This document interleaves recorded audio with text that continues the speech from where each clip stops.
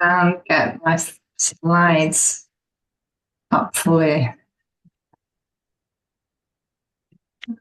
Sorry, I need to stop sharing and try it again.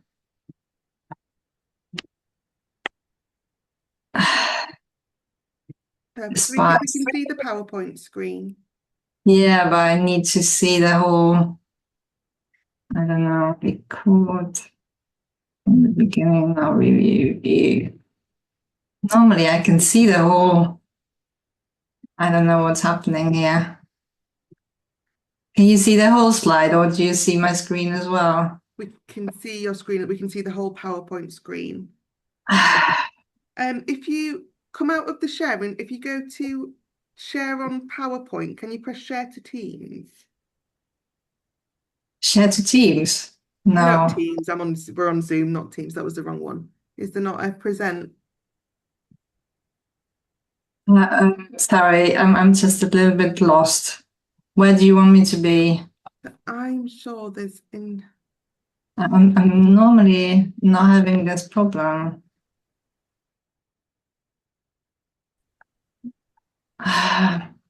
Just can't find it. File. No. Go back. Slideshow. There we go. Sorry. Sorry about this. I'm a bit nervous. Thank you all for joining me today. It's really great to be with you. I'm doing this talk for the first time, so bear with me. I've tried to make it as simple as possible, although we are talking about a system that few of you will be familiar with. So my name is Sabine Horner. I'm a grief nutritionist, an Ayurvedic health practitioner and yoga therapist. I lost my husband over 8 years ago. And since then, I've learned a lot about grief. I've studied it from the Western and Eastern perspective, and what I came to recognize is that the physical and energetic impact of grief is often overlooked. In my talk today, I've tried to bring together all these often overlooked aspects of grief and explain what's happening in our body that contributes to the many confusing symptoms we can experience. Today, I'll share a simple framework that helped me make sense of my own grief and that I now use using only natural tools. And Ayurveda understands health as a balance between body, mind, and spirit. When one area is affected, it will affect the other two as well. And Ayurveda also teaches us that everything follows a pattern, including us. So when something goes out of balance, the body shows symptoms. And these symptoms are not random, they are meaningful. They are signals that we can learn to read and respond to. And there are two key principles that I would like to share with you that are very important. Like increases like, and opposites restore balance. So we'll come back to this because it's key to understanding why certain things help when we're grieving. Now, to understand the effect of grief, it's important to understand a few other principles. In Ayurveda, everything in nature, including our bodies, is made up of 5 elements. These are ether, air, fire, water, and earth. And these combine into 3 fundamental energies. Vata, which is made of ether and air, so air energy. It governs movement, transport, and communication in our body. So your breathing, your nervous system, your 5 senses, circulation, everything that moves in your body. And when this air energy is balanced, you feel creative, flexible, and you love excitement and new experiences. Then there's Pitta, fire energy made of fire and water. It's responsible for transformation and digestion in the body. Not just food, but also of information and emotions. And when pitta is balanced, you feel focused, warm, and energized. You have sharp focus, ambitious drive, and analytical clarity. And then there's kapha, heavy earth energy, which gives our body structure and is responsible for lubrication. Your bones, your tissues, your immunity, the things that keep you grounded and protected, that's governed by this heavy earth energy. And when kapha is balanced, you have remarkable stamina, emotional stability, and natural compassion. You're a very loving person. All three energies govern essential bodily functions. So we all have these in our body and our minds. We need vata to move, pitta to digest and process things, and kapha to bind and hold everything together. But here's the important bit. During grief, vata, the air energy, becomes elevated in everyone. So now you might be wondering, if grief increases vata in everyone, why does it feel so different from person to person? So part of the reason is that we are all naturally a mix of these three energies, vata, pitta, and kapha, in different ratios. Most of us are a combination of 2 or 3 of them. And this shapes how our body and mind responds to stress, including grief, which is emotional stress. So even though vata rises in everyone during grief, the way it shows up can vary. Some people may notice more anxiety, sleep disruption, racing thoughts. Others might feel sharper emotions and bursts of anger, and some may feel heavy, stuck, and withdrawn. And your experience is also influenced by the imbalances that already exist when grief hits. None of us start from a perfectly balanced slate. We all have existing imbalances, whether that's stress from caring for a loved one, or digestive issues, emotional strain, or simply the way we've been living. Modern day life doesn't help. So when grief hits and vata rises sharply, it interacts with what's already there. Understanding this can help you make sense of your symptoms and respond in ways that support your body and mind during this very challenging time. Now we come to Ayurveda's understanding of grief. And now that we understand the basics of vata, let's explore what actually happens after a profound loss from the Ayurvedic perspective. Now, grief is like a sacred window. It's an intense period of transition where personal growth and development and transformation can happen. It's a whole body, mind, spirit experience. Grief affects every single part of our being. Let this sink in. Grief is emotional stress. The body, unfortunately, perceives it as a threat, and this triggers a huge stress response on top of everything else we're faced with, which can overwhelm our nervous system. And during grief, I've already mentioned, vata increases dramatically, but this is natural. The air and ether element rise to create a subtle and hypersensitive experience. This can connect us to our loved ones on the other side. It allows us to have deeper awareness and this spiritual connection when our senses are wide open. But at the same time, this heightened sensitivity can also make us vulnerable to overstimulation. So you may also notice restlessness, racing thoughts, or a sense of being all over the place. And that's vata's mobile quality in action, energy that is in constant motion. So in short, grief is a time of high vata energy and a time of lots of change, movement, heightened awareness, and great instability. But this wouldn't be so bad if it weren't, I think, for modern life. Sorry about this. Here's the problem we face in our modern society. There's a lack of understanding of grief and its impact, and this can lead to serious potential for dis-ease. Now, here's why. There's a lot of pressure to suppress our emotions. In our culture, there's often pressure to move on, to stay strong, to not burden others with our grief, but suppressing anything, including our emotions and feelings and thoughts, can aggravate vata further. Emotions need to move. The word emotion literally means energy in motion. So when we push emotions down, we're adding more pressure to an already overwhelmed system. Number 2, loss of connection. We no longer live in communities that could support us. And I noticed this very strongly when I lost my mother and I had to go to Vienna and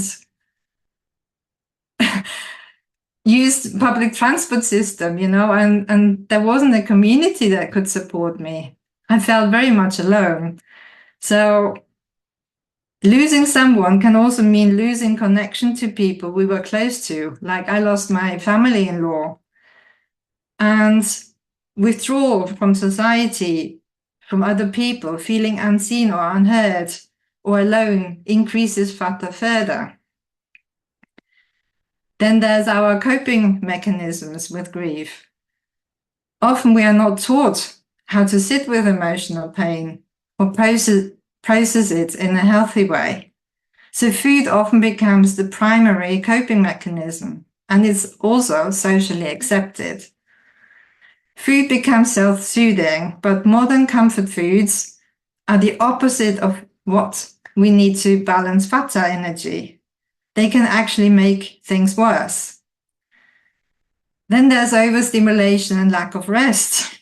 You may notice this in yourself. Modern day society with all its distractions is not helpful either. And we binge watch series on Netflix. We constantly scroll through social media. We over-exercise to escape our feelings and emotions, running away from them. We also push through exhaustion instead of allowing the body to rest.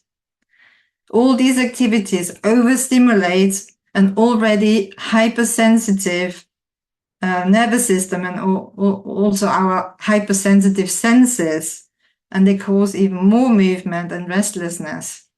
Can you see that? And this lack of rest also further depletes our energy. So remember, like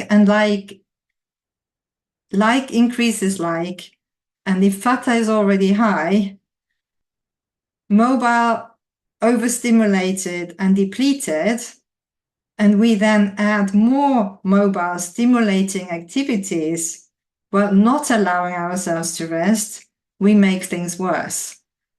So vata imbalance without intervention can get worse, and temporary overwhelm can become chronic anxiety. Digestive issues can become long-term gut issues, and insomnia can become a permanent pattern. But there's something else that can happen too. If vata remains unchecked, it can start pushing the other two energies out of balance as well. So this cascade effect can lead to a wide range of emotional, mental, and physical symptoms that bereaved people often find bewildering and confusing. So initial vata imbalances that show up as anxiety, overthinking, panic attacks, indecisiveness, or insomnia on a physical level, poor digestion like gas and bloating, or weight loss, then can, if this vata energy then continues to be elevated, it can then aggravate pitta. We call this vata pushing pitta. So this can then show up as irritability, frustration, and anger, but also perfectionism or workaholism. And you may also feel a strong urge to control things. And on a physical level, you may get symptoms like acid reflux, inflammation, like arthritis or gastritis, skin rashes, migraines are very common.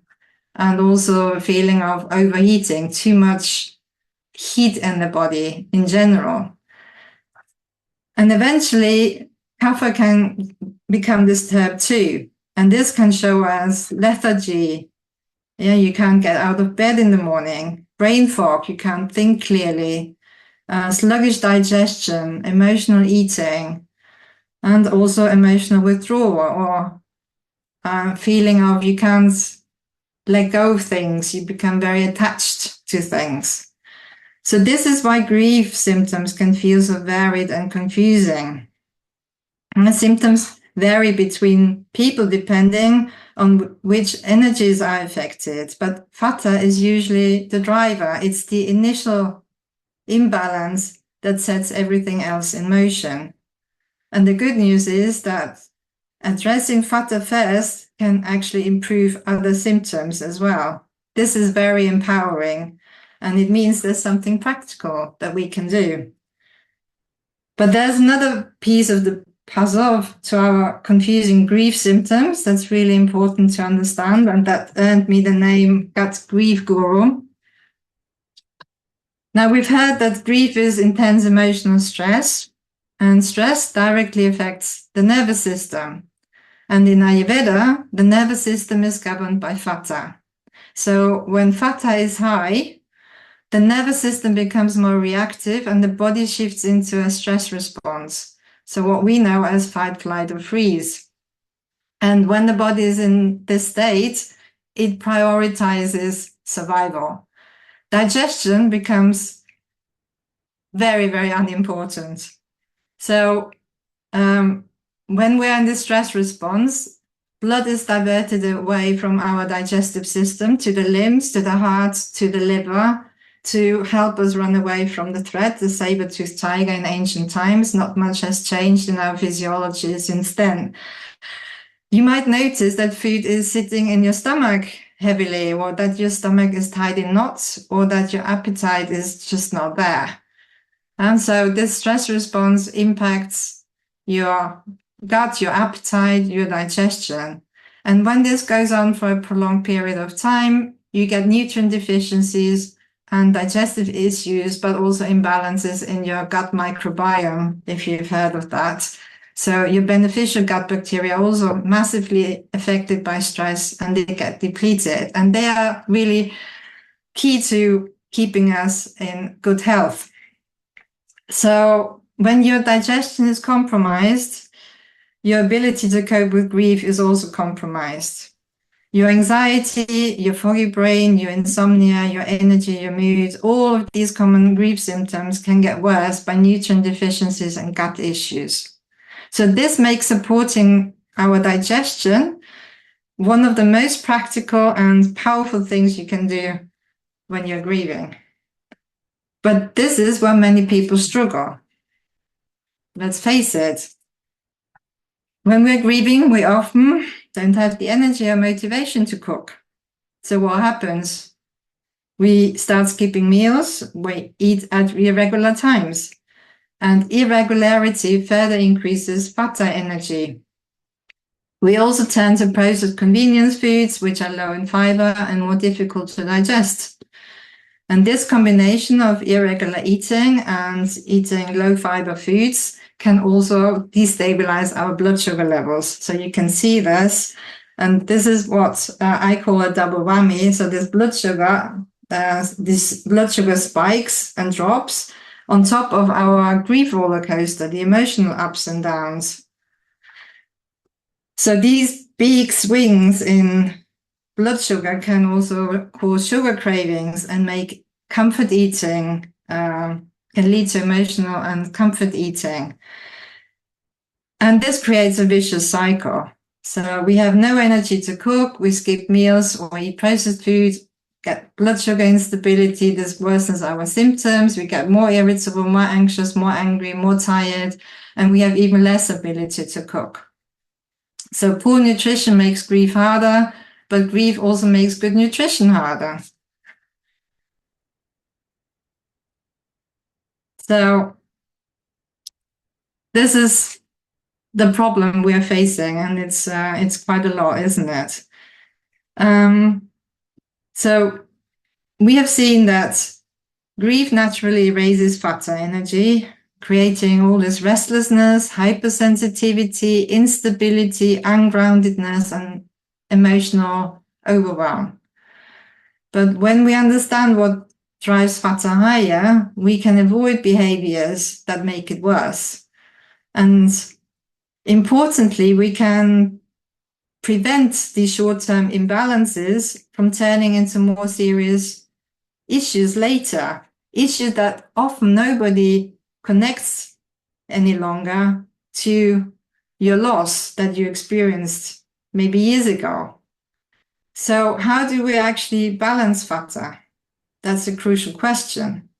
Now, Ayurveda gives us a whole treasure trove of simple, natural tools and practices, as you can see here, to support us while we are grieving. And these include nutrition, daily routines, meditation, breathing practices, herbs, color therapy, yoga, and other supportive therapies, all designed to work with your body, not against it. And there's no one size fits all in Ayurveda. Everything is adapted to your original body, mind, constitution, your current imbalances, your life circumstances, your personality, and so on. And because grief creates this overwhelm in every aspect of your life, the support we use needs to be simple, practical, and manageable, and meeting people where they are in their grief journey. And the more tools like these we have in our grief toolkit, the better we'll be able to cope with the full impact of grief. Now, before I show you specific tools, I need to go back to this slide. Let's remember a key principle of Ayurveda. Opposites create balance. Now, how can we apply this to calming high vata energy?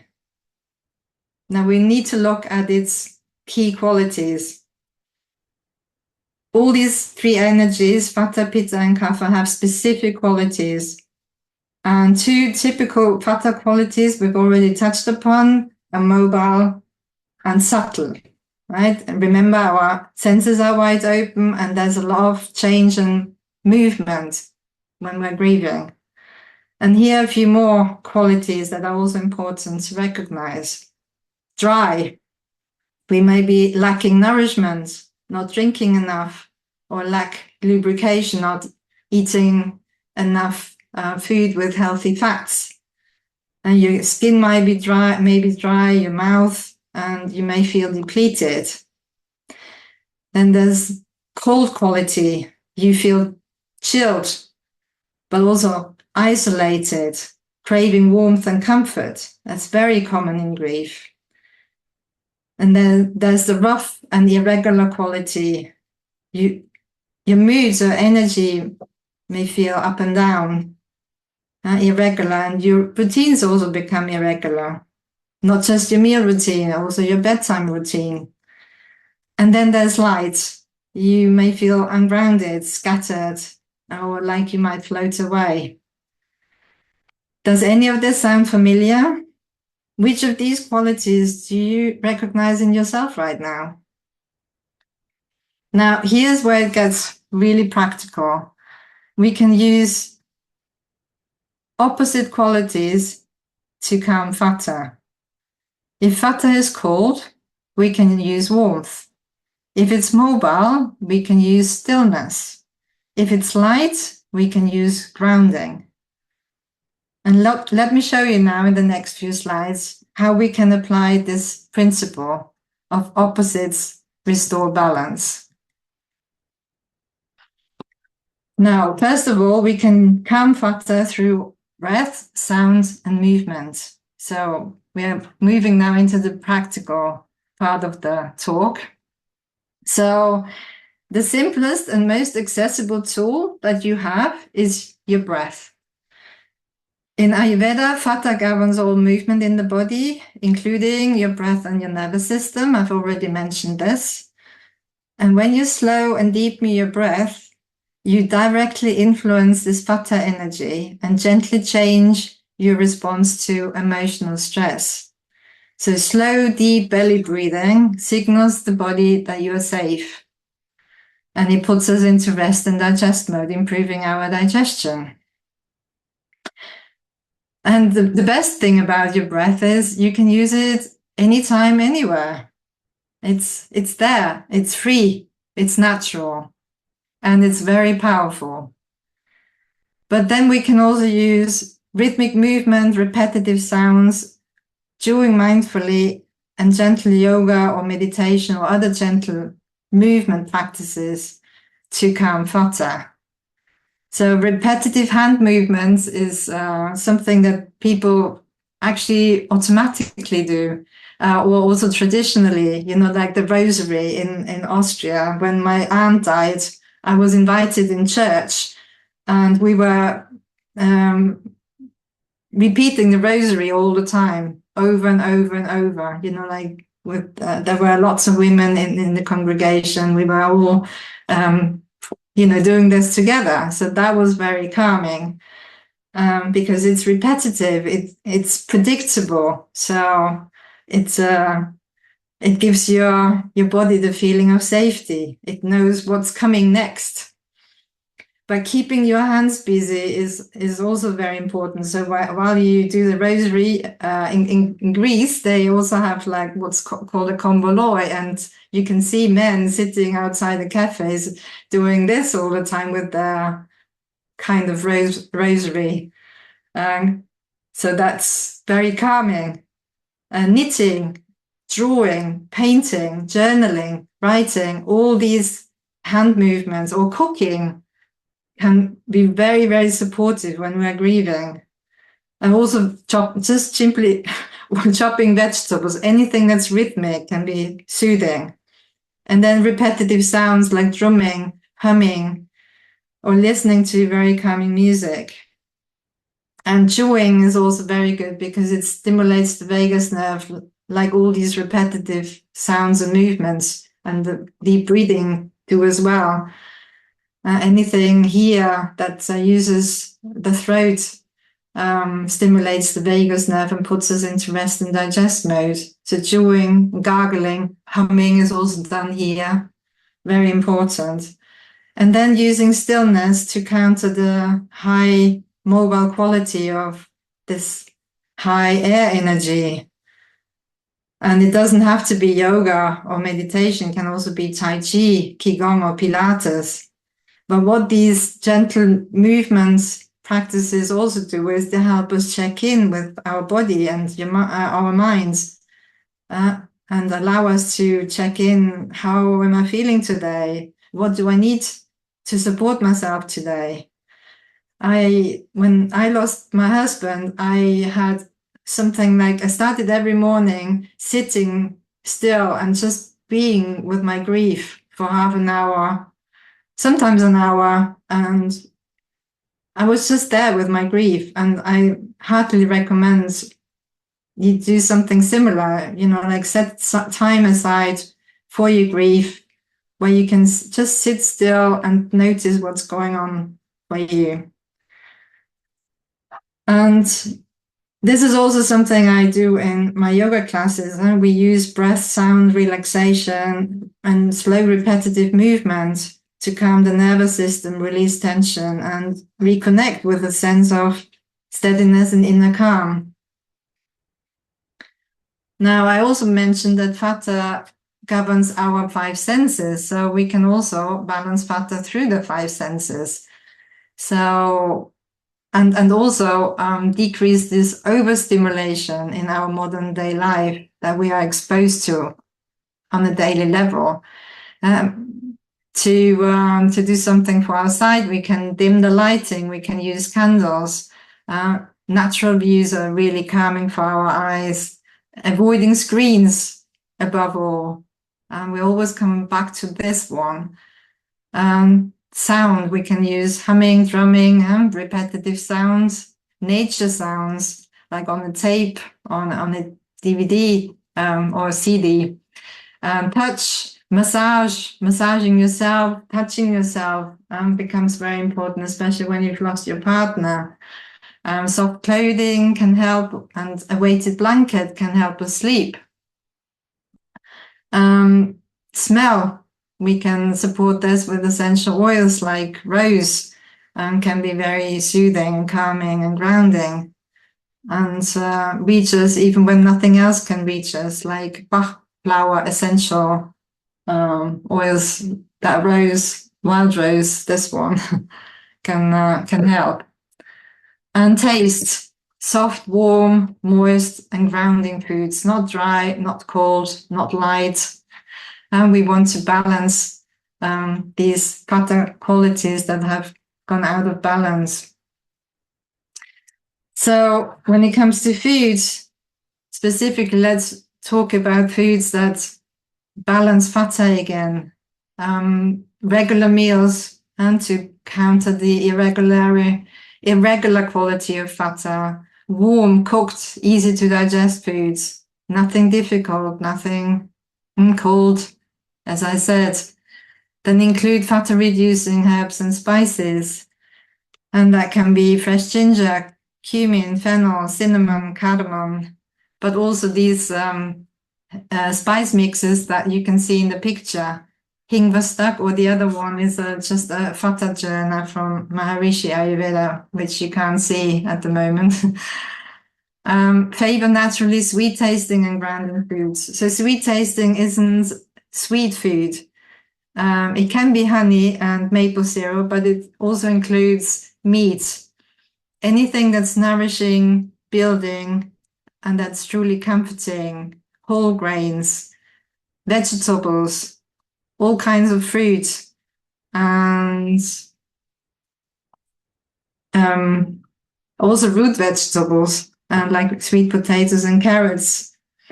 So sweet cravings aren't about sugar.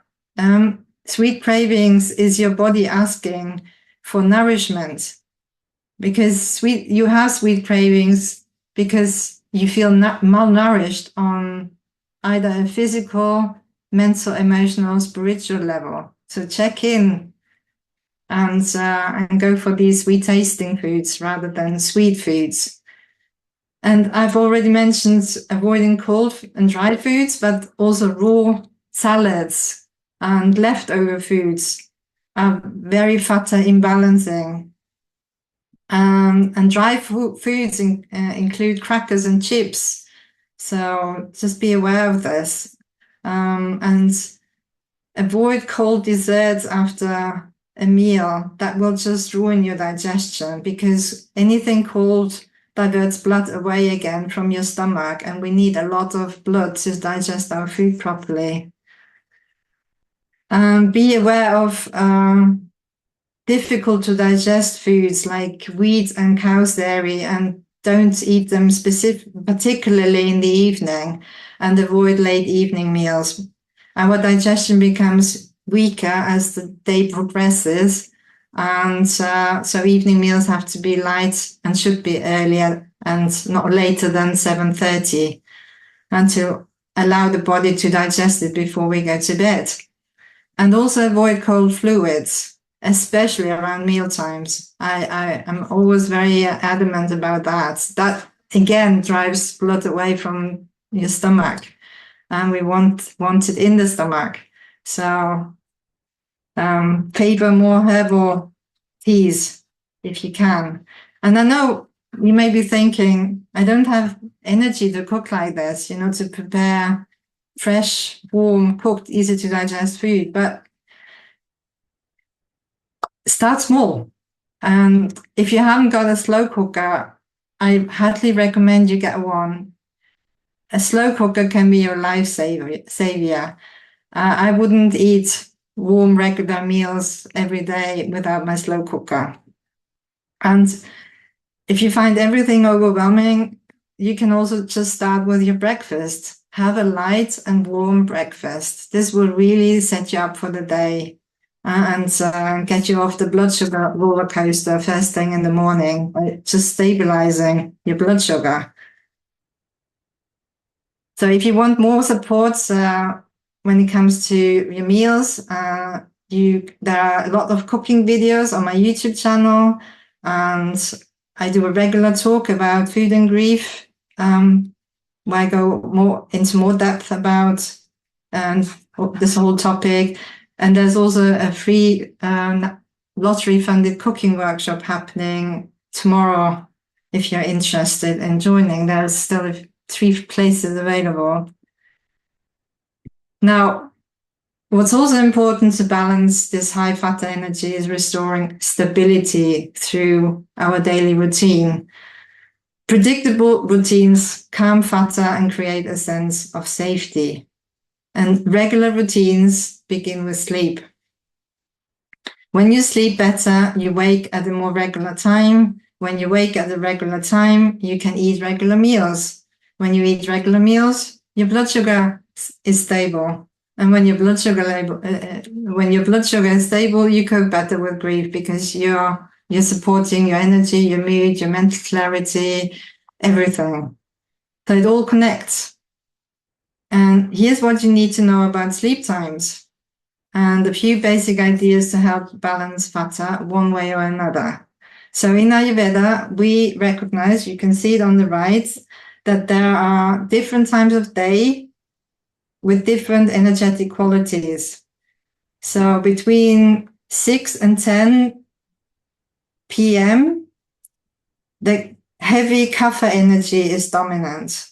And this is heavy and grounding earth energy that actually helps us make us sleepy and wanting to wind down and go to bed. If we push through this time period and go to bed later, we come into the pitta time of the night, when the fiery energy is more active and is actually there to process all the emotions, the toxins, the information from your day, and not your food or anything else. So when this fiery energy becomes active, we get the second wind. You can probably, you've all probably noticed this when you were still up at 11 o'clock and all of a sudden you became very active and creative again, and you could write a whole book or whatever.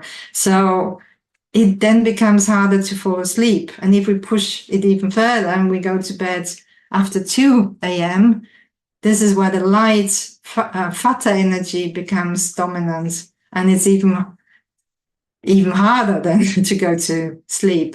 This is actually the time of night when most of us wake up, because this energy, this light energy, just activates our mind. And that's also the time of night when we have most dreams and can, our brain becomes very stimulated again and can wake us up, because there's so much going on in our brain. So use the kapha time, this heavy time between 6 and 10 p.m. to your advantage. So use calming, soothing, relaxing evening activities, reading, journaling, knitting. I've already mentioned a lot of them before, because they also calm vata in other ways. Avoid screens and overstimulation, because our senses are so wide open, I know it's tempting to distract ourselves by watching TV or scrolling on your phone, but it just overstimulates our hypersensitive nervous system. Use essential oils to help promote sleep and calmness, and frankincense can help. Sandalwood or chamomile or simply lavender is easily available. Put a drop on your wrist or on your pillow, and that can help you sleep, because it directly goes to your brain and influences your emotions, your limbic system, the center for your emotions and memories. Or take a warm Epsom salt foot bath, warm grounding self-care rituals can also be very beneficial at night time. And Epsom salt also helps because it contains magnesium, which also helps us relax and sleep better and become calmer. Or put some warm sesame oil on your feet, on the soles of your feet, because sesame oil is heavy and grounding. And breathing techniques can help as well, like humming or left nostril breathing, which is calming as well. Just breathing through your left nostril. And a last simple tip, because I could go on forever about what can help us sleep better. There's something called nasya oil, also from Ayurveda, and you can put a drop in each nostril, and that also directly influences your brain, your mind, everything here, up here. So it can also help us breathe better through our nostrils during the night. So if you tend to be mouth breathing during the night, this can be very beneficial to stop you doing that. And then there's additional support. So I recently trained in something called mama therapy to add some more simple practical tools to what I can offer to bereaved people. And remember, the topic of this talk is understanding grief's energetic impact. Now, what better way to counter its huge impact than by using a therapy that works directly with energy points on the body? So mama points are energy points on the surface of your skin. And by gently touching these points, we can remove blockages, we can release tension, we can, of course, calm vata again, we can support the senses because there's a lot of mama points around the face, around the eyes, the ears, the nose. We can help release emotions stored in the body. And a simple mama technique is actually taking the palm of your hand, putting it on your navel, and then slowly move your hands around in circles around the navel, just 7 times before a meal can improve your digestion. It's as simple as it can be. And mama therapy can also help with many other common grief-related issues like migraines, grinding teeth, poor thyroid function, because there's also important mama points here along the neck, and of course low energy and mood. So it's simple, gentle, and powerful, and works with the body's energy system. So here's a visual guide to how we can balance vata, a summary of what we've discussed today. If you're feeling cold, use warmth, warm food, drinks, and warm up your environment. If everything is too mobile, there's too much change, too much movement, use stillness, calming activities, regular routine. If there's too much light, you feel ungrounded and scattered, ground yourself and go barefoot on the grass. Eat root vegetables, which are grounding and heavy. If there's too much dryness in your body because you're lacking nourishment, fluids, fats, eat soups, stews, drink regularly, make a flask like me. You know, I wouldn't drink regularly if it weren't for my flask that I prepare every morning. And use healthy oils, like ghee, coconut oil, olive oil. Don't be afraid of good fats. Every cell in your body needs them. It can actually make us more anxious if we are on a low-fat diet. If there's too much subtleness, you feel too sensitive to noise, to smells, to everything, use grounding practices, touch yourself or have a massage by somebody, and connect with other people. And again, routine can be very grounding. We always come back to routine. And if everything's irregular, your digestion, because you've got gas and bloating, your sleep is irregular, your energy is up and down, your emotions are up and down, your just use, again, everything that's soft. Massage, cooked meals, soft clothing, and of course routine. Regularity is key. So the key takeaways is grief increases this vata energy, which is high air energy. And this is a natural response. It helps us connect spiritually and to our loved ones on the other side. It can also help us process emotions. But in our modern, overstimulating world, this imbalance can easily spiral out of control. Our symptoms are not random, they follow patterns. And once you understand these patterns, you can do something about them. And it's very simple how we can balance imbalances by using opposite qualities, as I've showed you throughout this presentation. And small, simple things can make a real difference. So it doesn't have to be huge. You don't have to do everything at once. Start small. Each practice that you try, each time you tune into your body and ask, what do I need right now? These are acts of self-care and healing, and they can help. And here's what I want you to remember most. Your body has a tremendous capacity to heal, but only when it gets the right kind of support. The body whispers before it shouts. So when we learn to listen, when we notice, I'm feeling cold and isolated, or I'm restless and I can't sit still, we can then respond before symptoms move into something more. And this is preventative care.